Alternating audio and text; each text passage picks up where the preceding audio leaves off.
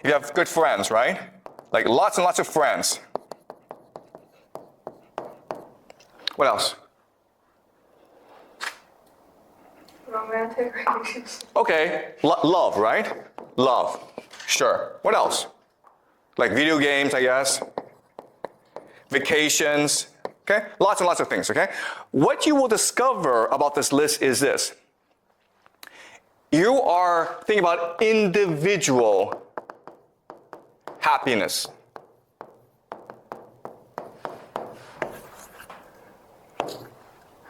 And this is actually unique in human history. If you were to go back in time to 500 years ago, and you ask people, how can you be happy? They would focus more on collective happiness. In other words, if your community were not happy, you cannot be happy. So the very idea of the individual is new in human history. Before, we understood that if you want to live a happy life, you need to take care of your family. You need to take care of your community. For them, for us, throughout most of human history, happiness meant helping others, being generous to others.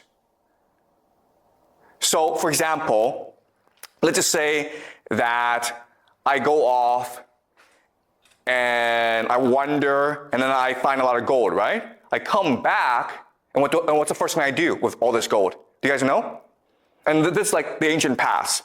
Dig a hole and put them inside. Okay, yeah, good, right? We're gonna dig a hole and put that money inside because we want to give it to our children. That's a modern mindset. But what did they do before?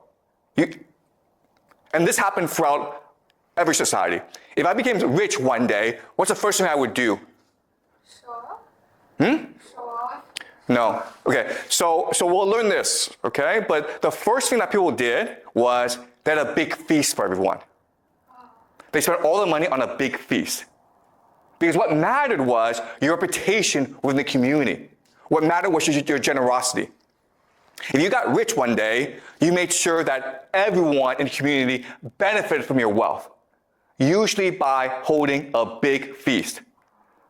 And guess what, guys?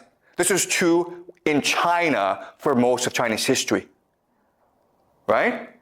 If you come from a Chinese village, you come to Beijing, you open a restaurant, you make a lot of money, you go out to your village, what's the first thing you do?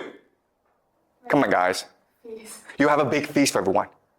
Okay, so this is ingrained in us, okay? But as you say, today what we believe is, if you have a lot of money, put it underground or put it in the bank, okay? But back then, for most of human history, we would just spend it all on a big feast. We wanted everyone to share in happiness, and that's what made us happy. Okay? Any questions? Yeah?